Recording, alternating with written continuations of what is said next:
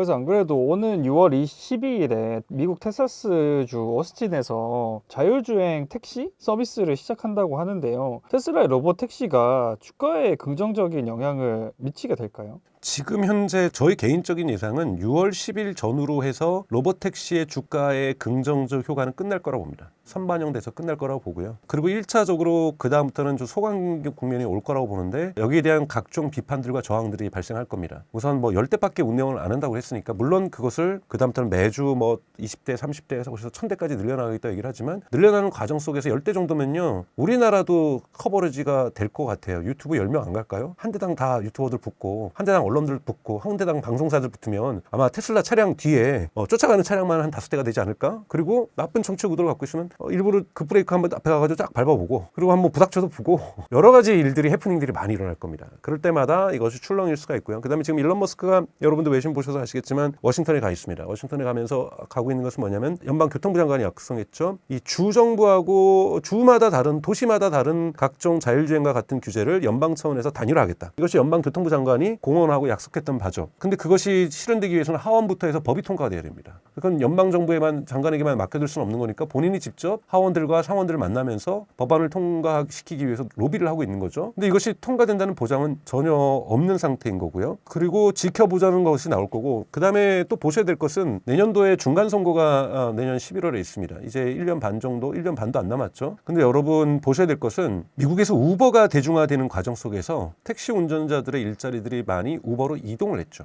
사라졌습니다. 한국 같은 경우에는 뭐 여러분 아시는 2009년 타다금지법 이런 갈등들이 있으면서 사실 우버 같은 공익 서비스들이 확장세가 멈췄었지만 미국은 뉴욕 같은 경우라든지 이런 데는 분신도 있었고요. 택시 운전자들의 이러면서도 우버가 전국적으로 확산이 됐죠. 네, 여러분 이 테슬라의 로봇 택시의 성공은 이퀄 우버의 몰락입니다. 만약에 여러분 텍사스 오스틴에 3,300대에서 3,500대가 데일리 매일 우버의 드라이버들이 운전을 하고 있어요. 근데 지금 테슬라의 목표는 1,000대까지 올리는 거잖아요. 1,000대가 올리게 되면 어떻게 될까요? 우버는 최저 가격이 마일당 2달러 그리고 뭐 저녁 시간 퇴근 때는 2.5달러에서 3달러까지 갑니다. 테슬라는 1달러예요. 처음에는 불안해서 안 타겠지만 압도적인 이 가격 차이 때문에 많은 대중들이 테슬라로 이동할 겁니다. 그럼 우버는 정확하게 테슬라의 로봇택시의 성공은 우버의 몰락, 반비례 관계라는 거죠. 그럼 우버 드라이버들의 일자리는 어떻게 할까요? 그 지역의 정치인들이 이걸 신경 쓰지 않을 수가 없다는 거죠. 테슬라의 로봇택시가 상업적으로 성공한다는 것은 우버의 그 드라이버들이 직장을 잃는다는 뜻이겠죠. 여러분 한번 쉽게 가정을 해보죠. 처음부터 우버 일자리를 다 뺏는다. 그렇지는 않을 것 같은데 맞습니다. 1,000대가 만약에 다니거나 또는 500대만 다녀도 여러분 내가 하루에 뭐 180달러를 벌어요. 우버를 열심히 운전을 해서. 근데 손님이 줄어서 150달러로 줄어요. 좀 이따 시간 보니까 130달러로 줄어요. 근데 우버 이츠 드라이버를 하면은 배송을 하면은 160달러를 벌어요. 그러면 여러분 이동합니다. 내가 빵원 벌어서 그 자리를 떠나는 것이 아니라 동일 노동을 하는데 180달러를 벌다가 120달러로 줄어버려도 우버 드라이버들은 갑자기 30% 40%의 매출이 줄어버리는 거잖아요. 그럼 한 달 받을 수 있는 월급이 줄어드는 거고 그걸 막 가지고 생활을 해야 되는 노동자들은 되게 힘든 상황에 처하게 되는 거죠. 그러면 다른 일자리를 찾습니다. 그래서 테슬라의 로봇택시는 우버의 매출을 뺏어올 겁니다. 그래서 테슬라의 매출은 계산하기 쉬워요. 앞으로 추가되는 매출은 우버의 매출이에요. 단계별로 우버의 매출을 더하기만 할 겁니다. 도시별로 우버의 매출을 하나씩 도미노처럼 격파를 시킬 거라는 거죠. 그러면 테슬라의 앞으로 분기별 실적에서 여기 중간에 있네. 우버 이만큼 빠졌겠네. 이렇게 보시면 되겠죠. 미국에서는. 그렇기 때문에 여기 수익률도 높을 거고 여기에 대해서 테슬라의 주가는 높아갈 수 있어요. 그러나 이때마다 우버의 드라이버가 도시마다 예를 들면 오스틴에 3,000명이 넘게 있다는 거잖아요.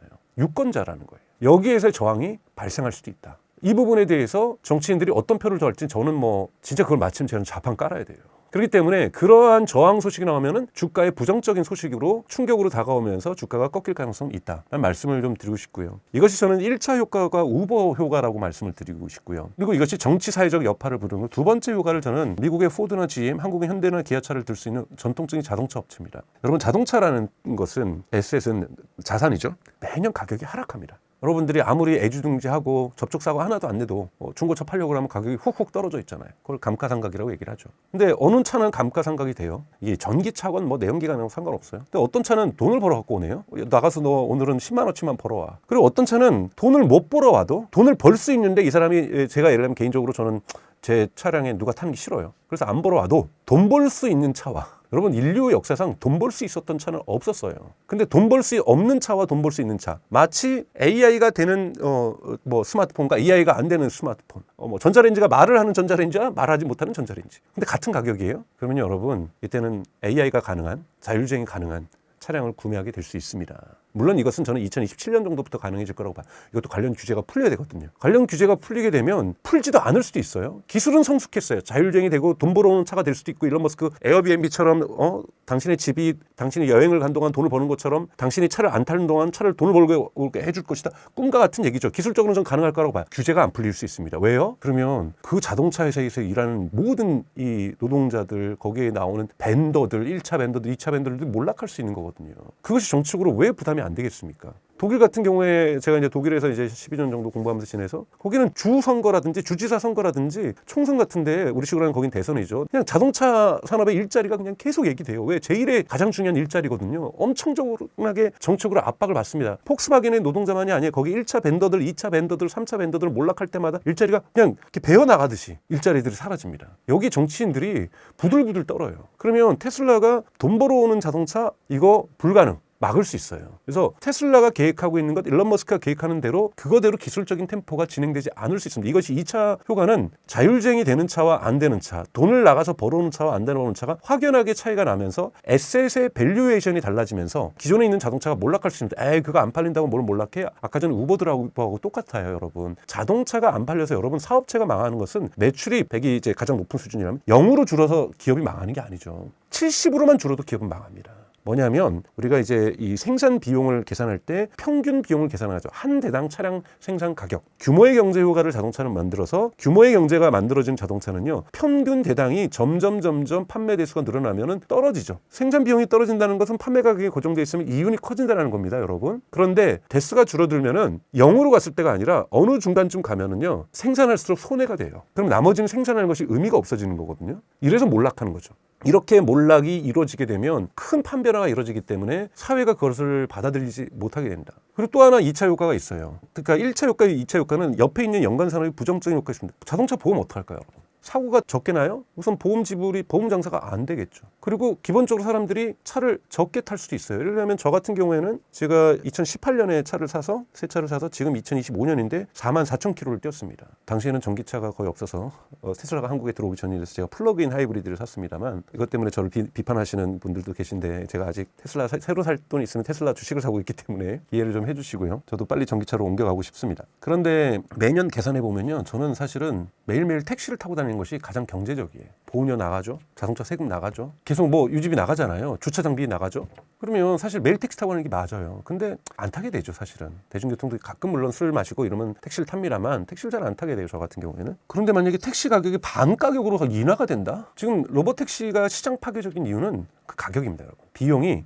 1마일당 미국 기준으로 뭐 그럼 1몇 킬로겠죠. 1마일당 1달러예요. 근데 이게 1달러의 비용이 진짜 비용이고, 여기다 추가로 마크업 프라이스를 해가지고 뭐 이것이 아니라, 원래 순수 비용은 17센트가 18센트고 여기에 테슬라의 이윤을 계산했을 때 그 소비자들에게 청구할 비용이 1달러라는 거예요. 이것이 우버는 여러분도 아시겠지만, 카카오는 그러한 다이나믹 프라이싱이라고 하는 것을 잘 안 하지만, 출퇴근에 수요가 많아지면 가격이 올라가는 경향을 가지고 있습니다. 우리도 뭐 이렇게 돈을 좀 더 올리잖아요. 블루를 택한다든지 뭐 이런 것처럼 가격이 올라가는데, 테슬라는 그런 것을 안 한다고 가정을 한다면 엄청난 가격 차이가 나면 미니멈 반 가격이에요. 반. 그럼 여러분, 한국에서 택시 가격이 반 되면요, 저 같은 사람은요 차량을 포기할 거예요. 테슬라가 아무리 버려오는 차량을 할 수도 있겠지만, 뭐 그냥 저는 차량을 포기할 겁니다. 그리고 그냥 에브리데이 홀리데이 매일 택시 타고 다닐 거예요. 이런 사람이 10%만 생겨도 시장에 자동차 보험회사의 매출은 10%가 줄어드는 겁니다. 근데 자동차 보험회사는 사고도 또 줄어들어요. 그러면 점점 이 자동차 보험이 사고가 줄어드니까 나가는 보험료가 비용이 좀 줄어들지 않아? 그러면 보험료도 줄어듭니다. 우리 사고 계속 무사고 지나면은 보험료 줄어들잖아요. 가장 중요한 거는 보험 가입자가 많아야 돼. 그래서 나머지 사고 난 걸 이걸 메꿔주는 거거든요. 자동차 보험도 붕괴될 수 있습니다. 그러면 자동차 보험회사도 문제지만 거기에서 보험 영업하시는 분들 문제가 될 수 있죠. 주유소는 당연히 그 자리에 많이 줄어들 거고, 그러니까 이런 식으로 사회적으로 산업 구조가 바뀌게 되는 과정 속에서의 갈등들이 투표로 연결된다라는 거고, 이 투표로 연결되는 데서의 테슬라에 대한 저항선이 지금보다 EV로 가는 건 저항선이 그렇게 강하지 않습니다, 여러분. 초기 지금 EV 초기 시장은 망하지 않거든요. 근데 EV가 많아지면 내연기관 중심으로 망하는 기업들이 나타나겠죠. 지금 전기차끼리도 이제 시장 조정에 지금 중국은 들어갔잖아요. BYD가 30% 내렸다? 저는 중국 공산당의 허락 없이 그렇게 내리지 않았을 거라고 봐요. 중국 공산당이 본 거예요. 100개가 넘는 자동차 기업들, 지금 중국의 자동차 기업이 100개가 넘습니다, 여러분. 그거 지금 15개나 7개로 줄이겠다는 거잖아요. 그럼 시장 정리해 주려면 어떻게 합니까? 여기는 가격을 내려도 BYD는 이윤을 남길 수 있어요. 저기는 가격 못 내려요. 근데 안 내리면 안 팔리겠죠. 망하는 겁니다. 조정 작업과 시장 정리 작업을 하고 있는 거잖아요. 이러한 과정들이 있는 것처럼 지금은 아직까지는 시장 조정 작업들이 내연기관차 시장에는 없었는데 이제 그것도 들어가게 될 거라는 거죠. 전기차도 그렇고 내연기관차도 이렇게 들어가게 되면서 이제는 자율주행 중심의 AI가 장착된 자동차로 산업이 패러다임이 바뀌게 되면 많은 갈등 속에서 저항이 생기고 이것이 정치적 저항이 된다면 테슬라에 대한 규제라든지 또는 규제를 풀어주지 않는다든지 이런 악재들이 등장을 하게 될 거고 이 악재가 등장하는 뉴스에 테슬라 주가는 출렁일 수는 있다. 이런 말씀을 드리고 싶습니다. 물론 보완되는 요소도 있겠지만요. 네. 어떻게 보면 되게 또 한 번 테슬라가 엄청난 시장 파괴적인 그런 움직임을 또 보여주는 거라 할 수 있겠네요.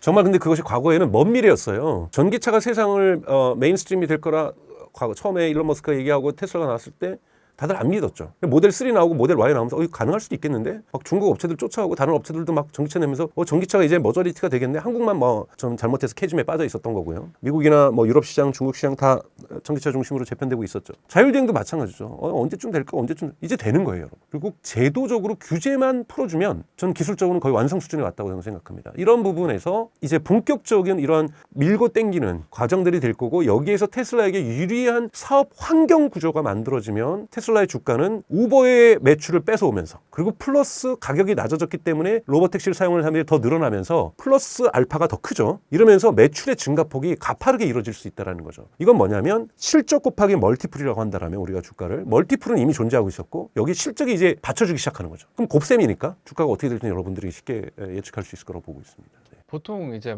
미국에서도 아니면은 어떤 나라에서 한 가지 사업이 잘 되거나 이런 도입이 잘 되면은 그 다른 주변 국가로 퍼지는 건 진짜 어떻게 보면 한순간이잖아요. 그러면 이제 미국이 만약에 이제 로봇택시가 들어오고 나서 이게 잘 되면은 한국이나 이제 다른 주변 국가에도 순식간에 이게 퍼질 수도 있겠네요. 근데 이게 아이폰 도입이 한국에서 좀 늦어졌었잖아요. 왜냐하면 통신사들이 조금 아이폰 도입 때문에 이렇게 해서 저항을 하고 로비를 합니다. 나름대로 저는 모든 로비는 무조건 나쁘다고 보지는 않아요. 자신들이 생존하고 싶으니까 당연하게 인간이 저 좀 도와주세요 그러는 거잖아요. 합법적인 툴로. 만약에 그걸 불법적인 툴로 했다면 문제가 되지만. 그래서 아이폰의 도입을 늦추고 싶었던 거고 삼성전자도 좀 늦추고 싶었죠. 옴니아 여러분 기억하십니까?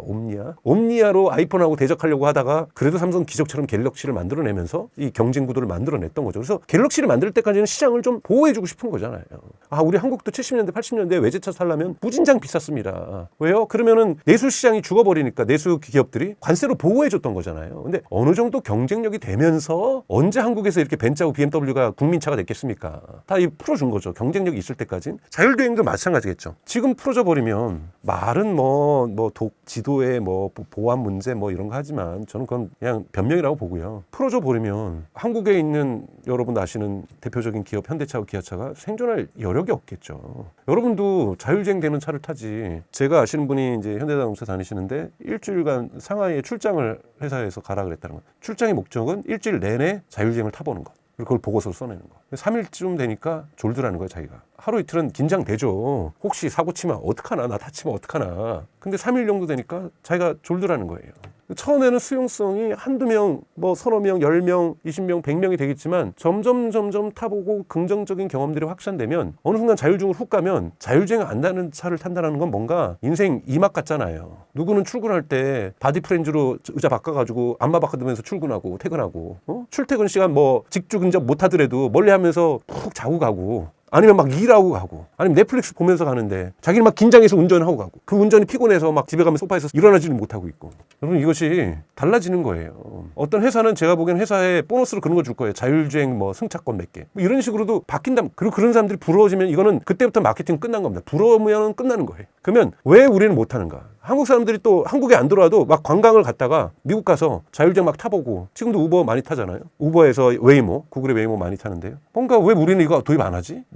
이유가 무엇이야? 이러면서 소비자들이 원합니다. 소비자들이 원하면 되게 무서운 거거든요. 그래서 한순간 전 자율주행으로 전환될 수 있다. 이것이 이미 중국이 보여주고 있는 길이고요. 미국에서 웨이모가 벌써 이번에 5월 달에 있었던 구글 I.O.에서 웨이모 대표가 얘기했던 것은 벌써 누적 1000만 건의 결제가 있었다. 100만 건이 아닙니다, 여러분. 1000만 건의 결제. 유료 결제가 있었다는 겁니다. 미국에서도 4개 도시에서 1,000만 건의 결제가 발생했다는 것은 자율주행에 대한 수용성이 생각보다 빠르게 높아지고 있다는 거죠. 그런 부분에서 저는 대단히 빠르게 이 수용성은 높아질 건데 다만 제도적인 걸림돌만이 남아있을 뿐이다 라고 말씀을 좀 드리고 싶습니다. 그래서 일론 머스크가 이제 도지 활동을 마감하고 자신이 하는 사업에 초집중할 것이라고 했는데 테슬라 일론 머스크의 가장 큰 우선순위는 무엇이라 할 수 있을까요? 테슬라의 지금 우선순위는 화성으로 가는 길도 정말 중요하고요. 자율주행과 휴머노이드가 정말 중요합니다. 정말 저는 역사적 국면이라고 저는 생각이 들고 정말 잘 그만뒀다고 보고 정말 잘 집중해야 될 때에 집중을 할 거라고 보고 있고 집중해 주길 바라고 있습니다. 왜냐하면 지금 자율주행과 가는 데 있어서 기술적 수준은 대단히 높아졌지만 다양한 규제 이슈들이 있죠. 이거를 CU 아닌 풀 수가 없는 문제들이 저는 많을 거라고 보고 있고요. 두 번째 조금 이따 설명드리겠지만 휴머노이드가 2025년 오면서 사실 옵티머스가 되게 보기엔 질적인 수준의 큰 발전을 하고 있습니다. 그래서 저는 옵티머스의 시간도 대단히 현실화될 수 있고 구체적으로 쓸 수 있는 시간도 되게 빠른 속도로 우리에게 인류에게 다가오고 있다고 저는 생각이 들어요. 그리고 뭐 스페이스X의 스타쉽 화성으로 가는 것도 대단히 중요하죠. 그래서 얼마나 자주 스타쉽을 띄울 수 있을 것인가. 물론 이번에 나사의 대표가 예고됐던 대표가 민주당도 제기하고 뭐 공화당도 문제 제기를 했죠. 일론 머스크하고 너무 친한 사람이라고. 그래서 교체되긴 합니다만 얼마나 빨리 이제 이 규제 당국에서 스페이스X의 스타쉽을 얼마나 빨리 발사하게 해줄 것인가. 대단히 중요하죠. 빠른 속도로 해줘야 회전도 될 수 있을 것인가. 근데 그걸 위한 기초는 닦았어요. 스타베이스라고 해서 여러분들 스타쉽에 살고 있는 직원들이 중심이 사는 도시가 하나 이제 카운티 도시로서 인정받았잖아요. 이것이 가지고 있는 정치적 함의는 그 지역이 더 이상 이 발사를 반대하지 않게 된다는 거죠. 아니 그 근처에 사는 사람들이 발사를 반대하는 민원이 있을 때마다 법원에 재판 걸릴 때마다 연기돼야 되거든요. 근데 이런 도시까지 만들어 뭔가 문제 있는 거 아니야? 여러분 해외에는 이런 도시 정말 많습니다. 독일의 볼프스부르크 폭스바겐의 본사가 있어요. 거기는요 성인 인구의 70%가 폭스바겐 직원이에요. 왜냐하면 인구도 얼마 안 돼요. 인구도 한 18만밖에 안 되는데 그 뭐 폭스바겐 거기에 가장 큰 공장이 있고요. 그래서 이러한 특정 기업 중심의 도시들은 해외에 되게 많습니다. 그래서 그거 자체가 큰 문제라고 저는 보진 않고요. 뭐 스타베이스도 뭐 그 근처에 직원들이 그냥 모여 사는 거죠. 근데 그걸 카운티 자격을 얻게 받으면 규제 부분이 쉽게 풀릴 수가 있는 거죠. 그래서 가장 인근에서 가까운 카운티이기 때문에 이 카운티가 테슬라의 발사에 대해서 민원을 걸지 않게 되겠죠. 아무래도 다 스페이스X 직원들인데 그러다 보니까 이제 좀 더 속도를 낼 수 있는 이런 작은 이 규제부터 풀어야 될 것들이 되게 많은데요. 그래서 이러한 일론 머스크 해줘야 될 것은 대단히 디테일한 조정이 중요해지는 지금의 어떠한 새로운 전환의 국면에서 기업 내부적인 어떠한 디렉션을 주는 것도 대단히 중요하고 외부의 규제 환경을 풀어주는 것도 대단히 중요한 시점이다라는 것. 그래서 이런 부분에서 일론 머스크가 저는 테슬라하고 스페이스X에서 할 일이 정말 대단히 중요한 역할들이 많다라고 보고 있습니다. 그리고 또 최근에 옵티머스 휴머노이드 영상이 또 나왔는데요. 그래서 많은 분들이 이렇게 춤을 추는 게 되게 어색하지가 않다. 그리고 기존에 처음에 휴머노이드 발표하면서 원래는 쫄쫄이 입고 춤을 췄었잖아요. 그거와 너무 약간 더 오히려 그 사람보다 춤을 잘 춘다. 이런 의견이 있는데 이런 발전 속도가 점점 빨라지는 이유가 있을까요? 뭐 기술이야 뭐 어느 정도 S커브라고 하죠. 처음에는 완만하게 성장을 하다가 빠른 속도로 기하급수적으로 올라갔다가 다시 또 완만해졌다가 또 이런 S커브를 긋으면서 또 완만의 시점들이 있죠. 대표적으로 여러분 챗GPT라 구글 제미나이가 작년 가을과 겨울이 그랬습니다. 2024년 가을과 겨울에 뭔가 많은 논의들이 이제 AI가 발전 속도가 벽에 부닥쳤다. 또 슬로우 다운되고 있다. 뭐 이런 식의 논의가 나오다가 올해 또 2월부터 그냥 딥시크 이후에 폭발적으로 지금 매주 막 새로운 제품들이 나오면서 성능이 정말 좋아지고 있잖아요. 이런 식의 좋아지다가 완만해졌다가 좋아지다가 완만해져. 지금 휴머노이드 로봇 옵티머스가 본격적으로 지금 상승하고 있는 국면이라고 저는 보고 있어요. 춤추는 것도 가장 중요하게 여러분 보셔야 될 것은 춤이라든지 뭐 사실은 유니트리도 뭐 부채춤 치우고 마라톤 하고 격투기 하고 덤블링 하고 이런 건 조금 가시용이죠. 사실 뭐 춤추면서 일하지는 않잖아요. 공장에서 레슬링 하면서 일하지는 않고 덤블링 하면서 일하지는 않죠. 근데 그걸 하는 이유는 투자자들에게나 또는 잠재적으로 정책 결정자들은 이 정도까지 로봇의 수준이 발전했다는 것을 과시할 필요가 있습니다. 나쁜 것이 의미가 아니라. 근데 여러분 여기서 보셔야 될 테슬라의 기술은 춤이 자연스럽다가 아니라 발가락이 생겼다라는 거예요. 보시면 5개 발가락이 아니라 발가락을 하나로 만들어서, 그러니까 발바닥과 발가락이 하나가 더 있습니다. 발가락이 있을 때하고 없을 때하고 인간은 균형 감각이 하늘과 땅 차이거든요. 근데 균형 감각이 좋아진다는 건 뭐냐면 휴머노이드가 에너지를 가장 많이 소비하는 것이 균형 감각입니다. 계단을 올라가거나 갑자기 뭔가 충격이 왔을 때 넘어지지 않기 위해서 균형을 잡는 거, 여기에 많은 에너지를 쓰거든요. 근데 휴머노이드의 지금 가장 큰 단점은 배터리를 장착할 공간이 적다라는 거예요. 발가락이 생기면서 균형 감각이 좋아진다는 것, 배터리를 적게 쓴다는 걸 얘기를 하는 거고, 상용화하기 위해서는 반드시 이건 가져야 되는 거겠죠. 이런 부분에서 기술 발전이라고 볼 수 있고요. 두 번째, 이제 5월 달에 있었던 또 하나의 충격적인 건 여러분도 보셨겠지만 영상에서 막 쓰레기 청소하고 빗자루질하고 그다음에 쓰레기 봉투 막 집어넣고, 자, 이것을 배울 때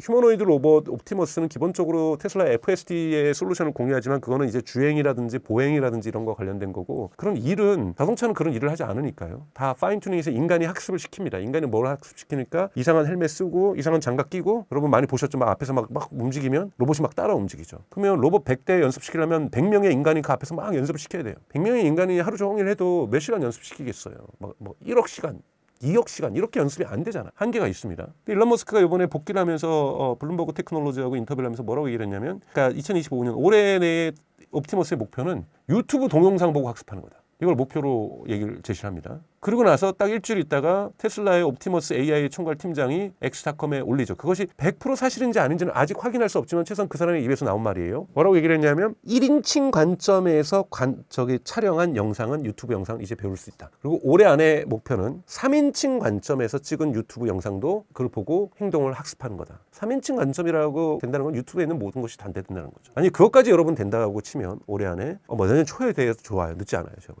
수십억 시간대의 유튜브 영상을 테슬라의 데이터 센터에만 여놓기만 하면 로봇에게 순식간에 학습이 되는 겁니다. 그건 정말 무서운 거죠. 뭐 중국의 유튜브 같은 채널도 있으니까 그것도 뭐 여주고. 그러면 어차피 하나의 슈퍼컴퓨터가 연습을 하게 되면 모든 로봇이 동일한 두뇌를 갖는 구조잖아요. 그럼 테슬라의 옵티머스는 이 단계로 진입할 수 있다. 그러니까 지금 가장 중요한 것은 휴머노이드 AI의 학습을 함에 있어서 규모의 경제 효과를 어떻게 누릴 것인가. 즉 일일이 인간이 헬멧 쓰고 손 장갑 끼고 가서 그 앞에서 지금 여러분 모든 데가 지금 그러고 있거든요. 옵티머스도 그러고 있어요. 이거를 벗어나서 정말 수십억 개의 유튜브 영상을 동시에 틀 수 있습니다. 수많은 GPU에 한 대씩마다 유튜브 영상 계속 틀면 되잖아요. 24시간씩. GPU 하나당. 그럼 X.AI는 예를 들면 GPU 20만 개 갖고 있는데 20만 개가 유저가 24시간 여러분 유튜브 영상을 보고 있다고 생각을 해보세요. 얼마나 단기간에 다 보겠습니까? 그러니까 저는 지능의 속도가 되게 익스포넨셜하게 증대할 수 있다. 우선 테슬라의 옵티머스의 장점은 디그리 오브 프리덤, 그러니까 이 손의 자유도가 인간이 27도인에 반해서 테슬라는 좀 떨어지긴 합니다. 22도지만 대단히 높은 데 와 있다는 거. 집게손, 그걸로는 인간의 노동 대체하지 못합니다, 여러분. 집게손은 로봇 팔의 노동을 대체할 수 있는데 굳이 뭐 로봇 팔이 잘하는데 집게손은 과도기적으로 나온 거고요. 인간의 손하고 똑같아야 됩니다. 테슬라가 자유도도 인간의 손에 가까워지고 있지만 아직까지 못하고 있는 것은 인간의 손에는 여러분 두 개 손에 합쳐서 14,000개의 신경이 있어요. 인간의 노동을 대체하려면 신경도 그렇게 좋아야 됩니다. 이건 당장에 만들어지긴 저는 어려울 거라고 봐요. 그렇잖아요. 여기 건들면 다 느끼잖아요. 이것이 차가운지 온도인지 강도인지. 근데 이거 일할 때 필요하거든요, 여러분. 디그리 오브 프리덤, 자유도. 손이 어느 자유자재로 움직이는가, 어느 각도로 움직이는가도 중요하지만 신경계도 가지고 있어야 됩니다.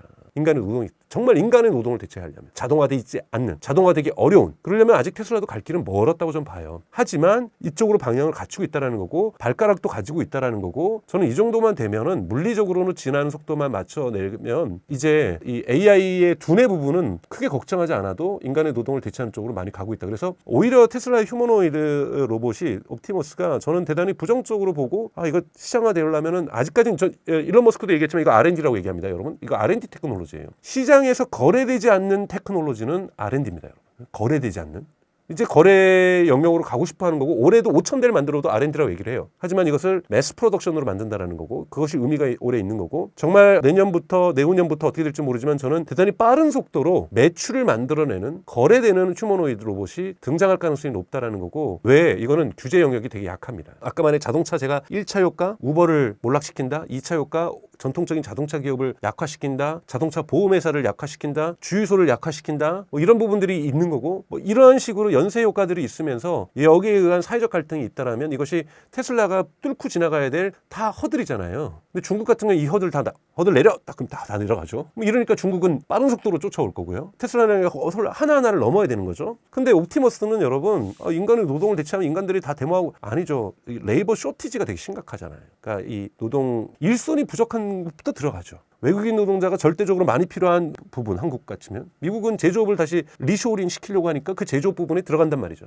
여러분 뭐 아이폰을 뭐 저는 당장에 그럴 일이 없고 그것도 아이폰 와도 휴머노이드가 여러분 그러니까 그런 거 생각하세요. 아이폰 공장을 미국으로 옮기려고 한다? 미국 노동자들 중에서 아이폰을 중국 노동자들만큼 숙련되게 빠르게 하는 노동자 만들어지기 쉽지 않습니다. 인간도요. 그리고 아마 테슬라의 옵티머스도 당분간 못할 거예요. 그 조그만 나사 뭐 이런 건 다 자동으로 하겠지만 여러분 이 아이폰 만들 때 인간의 손이 터치가 들어가는 부분 엄청난 정밀한 노동이에요. 그것이 보스턴 다이내믹스의 집게 손이 이렇게 두 개 움직이면서 못하죠, 여러분. 아이폰요. 기계가 할 수 있는 건 최대한 로봇으로 자동화했어요. 그런데도 그 폭스콘의 수많은 노동자들이 왜 필요하냐면 기계 비용이 비싸서가 아니라 기계로 대체할 수 없는 이 손의 민감도가 필요한 노동이 아직까지도 폭스콘에서 인간이 아이폰을 만들고 있는 거거든요. 이것은 저는 아직 근미래라고 생각해요. 이거를 인간이 대체한다는 것. 하지만 그것이 아닌 부분에서 이 인간의 노동력이 부족한 곳으로부터 휴머노이드가 들어가면 규제 없이 들어갈 가능성이 높습니다. 잘 다치는 부분 인간이 들어가면 위험한 노동들 이런 부분에서 휴머노이드 로봇 그러니까 저기 스페이스 X에서 화성 가는 길에 보여준 게 뭡니까? 거기 가서 먼저 옵티머스부터 보내겠다라는 거잖아요. 인간 대신. 이런 일은 이제 잘 하는 거거든요. 사고가 나온 곳, 지하도에 뭔가 물이 누수가 됐던 곳, 뭐 이런 데에 들어가는 것, 뭐 또는 터널을 뚫는 공사장 이런 데는 휴머노이드 로봇을 먼저 보내겠죠. 이런 데는 저는 규제 없이 들어갈 가능성이 높기 때문에 휴머노이드 로봇이 첫 번째 매출을 내는 순간이 여러분 테슬라의 또 하나의 상승 모멘트죠. 주가로 보면 항상 매출이 나와야 됩니다.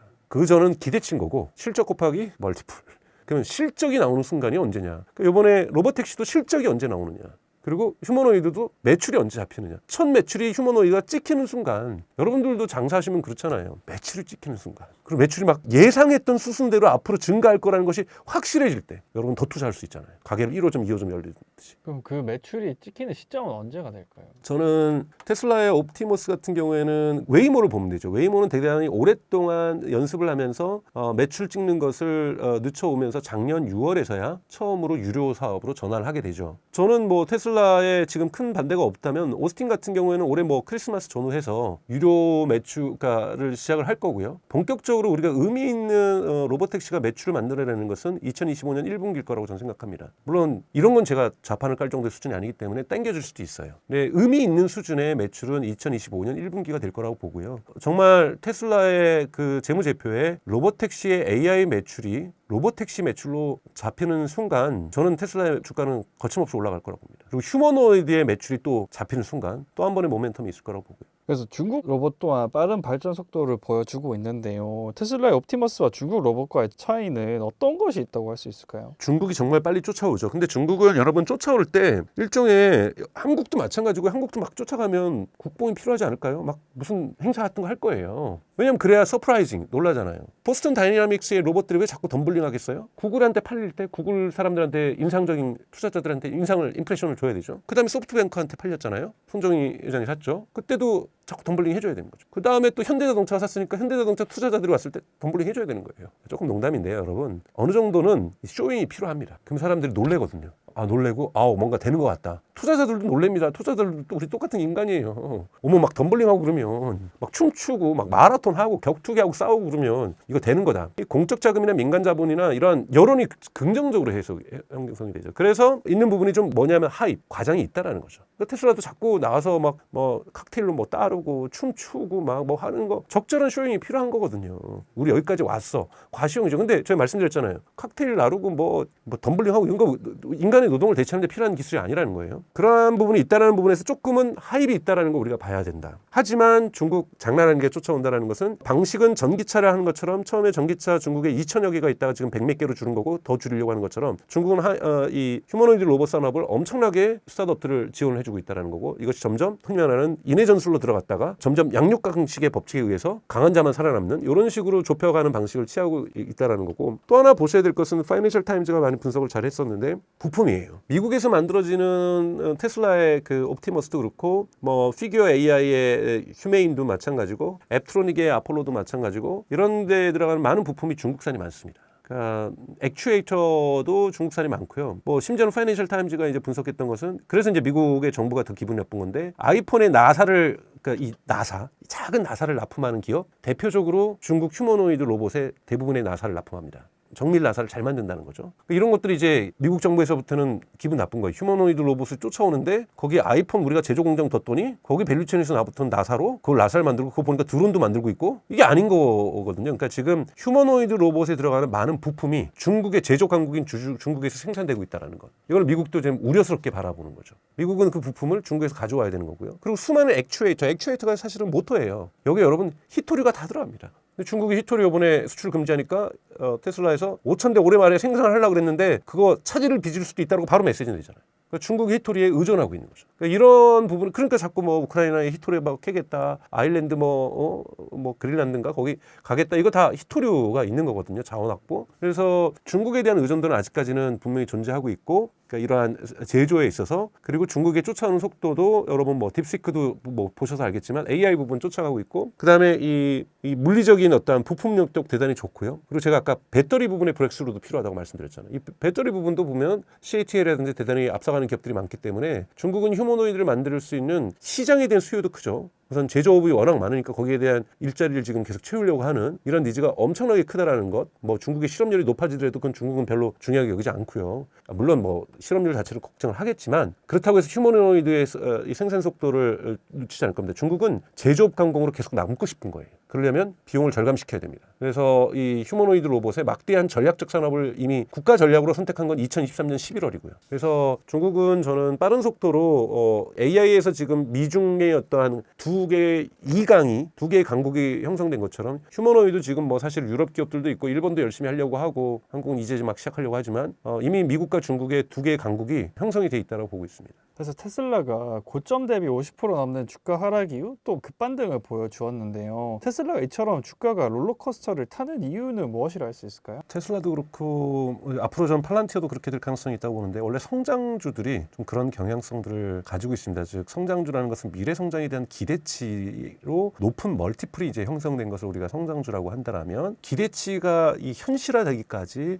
시간적인 타임 인터벌이 되게 길고 시간 간격이 긴다고 했을 때 여기에 일어나는 외부적인 변수들, 그리고 테슬라 같은 경우에는 정말 험난한 길을 가고 있는 거죠. 이제 자동차로서, 전기 자동차로서의 의미 있는 시장을 만들다가 이 부분들이 이제 중국하고 경쟁을 하게 되고 꺾이게 되면서 또 일론 머스크의 정치적인 행보, 이런 것들이 장점이 되기도 하고, 그래서 최고 전고점을 찍기도 하고 다시 단점이 되기도 하고, 자동차의 판매의 분기별 실적에 따라서는 영향도 받게 되고, 이제는 또 이제 새로운 국면인 로봇으로 또는 자율주행으로 넘어가는 국면에서의 어떠한 이게 단기간에 내일 아침에 일어나면 새로운 시장이 열리는 것이 아니다 보니까 이런 외부의 변화와 내부의 변화들이 계속해서 이 변동성들을 많이 만들어내다 보니까 대단히 어떤 주식보다도 변동성이 심한 주식이, 여러분도 아시는 것처럼 테슬라 주식이잖아요. 길게 투자하신 분들, 롱하신 분들은 얼마나 상처받고 고통스러운 시간이 기셨습니까? 그리고 좋았던 순간 짧고 다시 고통의 순간, 이런 것들이 좀 주기적으로 반복되는 성격들이 멀티플이 높은, 흔히 말하는 PER이 높은 성장주들이 가지고 있는 공통적인 특징이 아닐까라고 저는 생각이 듭니다. 이런 부분에서는 테슬라가 그렇고 사실 팔란티어도 그 궤적을 이제는 서서히 밟아갈 가능성이 좀 높다고 보고 있고요. 네. 그래서 테슬라 올해 1분기 순이익이 71% 급감했지만 오히려 주가 반등을 해주었는데요. 테슬라 실적 하락에도 불구하고 주가가 강한 반등을 보여준 이유는 무엇이라 할 수 있을까요? 여러분들이 1차 테슬라 전고점을 찍었던 때를 우리는 모델 3 모멘트라고도 얘기를 합니다. 그러니까 모델 S하고 X가 나왔을 때 이것이 전기차 시장이 정말 대중화가 될까? 전기차 시장이 올까? 정말 여러분들 신기하기도 하지만 전기차가 이렇게 세상을 바꿀 것이라고는 누구도 기대하지 않았고요. 근데 테슬라가 한다니까 기대는 되는데 진짜 바꿀 수 있을까? 막 모델 3라는 걸 이제 뭐 대량 생산하겠다고 선언했는데 일론 머스크 막 공장 가가지고 텐트 안에서 자면서, 침낭 안에서 자면서 프로덕션 헬이야, 여기 지옥이야 지옥, 막 이러고 지연이 됐었죠. 근데 진짜 그 프로덕션 헬이 끝나고 본격적으로 모델 3가 대량으로 생산되면서 올 수도 있겠구나 전기차 시대가, 이러면서 여러분 전고점을 찍습니다.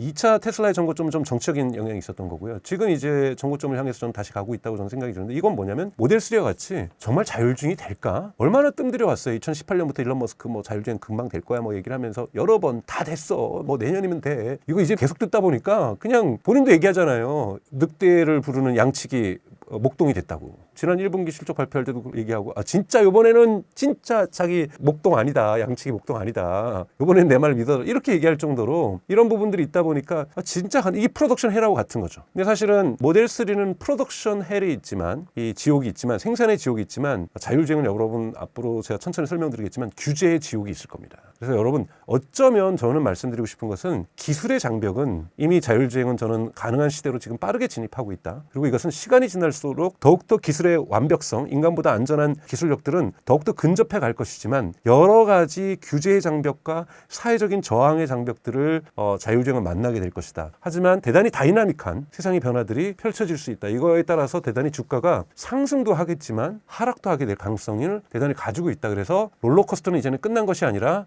앞으로도 계속될 것이다 라는 말씀 좀 드리고 싶습니다. 그래서 박사님께서는 주가를 정확히 예측할 수 없다고는 하셨지만 테슬라 주가 흐름을 거의 정확히 예측하셨는데요. 테슬라 주가 흐름 앞으로 어떻게 전망하시나요? 그러니까 저는 이제 포지션 입장마다 좀 많이 다르실 거라고 봐요. 저것처럼 롱으로 하시는 분들은 저는 계속해서 흔히 말하는 분할 구매를 하는 게 저는 맞다고 생각이 들고요. 하지만 또 하나의 특징은 제가 롱을 바라봐야 된다는 거고 변동성이 심한 주식이라고 말씀드렸잖아요. 이건 팔란티어도 마찬가지고 변동성이 심한 주식은 능력이 되시는 분은 저는 트림 전략을 쓸 것을 추천을 드려요. 올라갈 때 팔았다가 떨어질 때 조금 더 구매하고 그러면서 이제 개수를 늘려가는 거죠. 이런 전략을 쓰는 것도 그러니까 하는 것도 저는 필요하다고 보고요. 뭐 저는 사실 요번에 처음으로 저도 2배수 ETF를 조금 구매를 해봤어요. 여기에 대한 감각을 가지기 위해서. 저는 사실은 2배수, 3배수를 별로 레버리지를 매우 좋아하지 않습니다. 자신감이 없기 때문이거든요. 근데 저는 2배수 ETF를 산 거, 이건 저의 경험만 말씀드린 거예요. 여러분들한테 추천하는 거 절대 아닙니다. 이건 트림을 할 거예요. 그걸 안 하고서는 2배수를 저는 사서는 안 된다고 봅니다. 2배수로 롱하면 절대 안 된다고 보고요. 개인적으로는. 왜냐하면 롱 가기 전에 녹아내릴 수가 있잖아요. 왜냐하면 이 등락폭이 크니까요.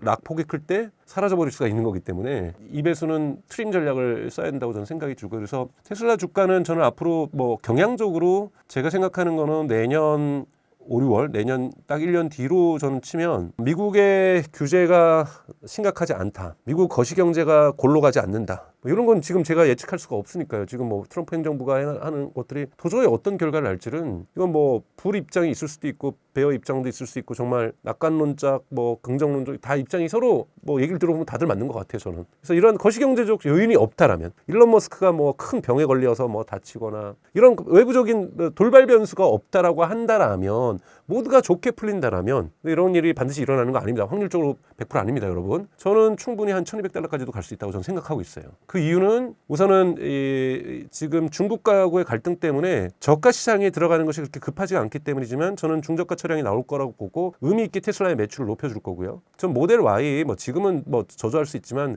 하반기 가면서 모델 Y 주니퍼는 잘 팔릴 거라고 보고 있습니다. 차도 팔아야 됩니다. 그래야 인스톨 베이스가 커지는 거니까요. 그리고 로보택시는 지금 AI 기술은 새로운 국면으로 접어들고 있기 때문에 저는 로보택시가 인간보다 안전하게 운전하는 거 올해 안에 가능할 거라고 보고 있고요. 그런 모습 보여줄 거라고 보고 있고 첫 매출이 빠르면 12월, 늦어도 1월에는 발생할 거라고 보고 있습니다. 로보택시에서. 자, 이렇게 발생하고 전제 조건이다. 발생하지 않으면 주가 떨어질 겁니다. 뭐 법으로 금지시킨다든지 또는 뭐 큰 사고가 난다든지 지켜보셔야 됩니다. 옵티머스가 5,000대가 과연 올해 생산될 수 있을지도 지켜봐야 됩니다. 히토리 문제가 미중 갈등이 있는 문제거든요. 5,000대가 생산되는데 가장 여러분 보셔야 될 신호는 유튜브 보고 옵티머스가 학습하기 시작한다 라는 걸 테슬라가 공식적으로 발표할 때 그때는 주가가 정말 폭발적으로 올라갈 거라고 봐요. 요것들이 요번에 봄 전에 내년 5, 6월 전에 일어난다라면 주가는 저는 정말로 크게 오를 가능성이 있다라고 생각이 듭니다. 이거 제가 내년 6월에 지켜보고 아니면 제가 한 대 맞아야 되는데 근데 이거 저 스스로를 위해서 하는 거예요. 제가 투자하기 위해서 저는 솔직히 말씀드리면 테슬라에 투자를 하고 있기 때문에 저는 제가 공부를 합니다. 하나하나 기술도 공부하고 뭐 그런 것도 많이 테스트 해봤어요. 다른 주식도 몇 개 사면서 분산 투자도 막 제가 뭐 전 정말로 한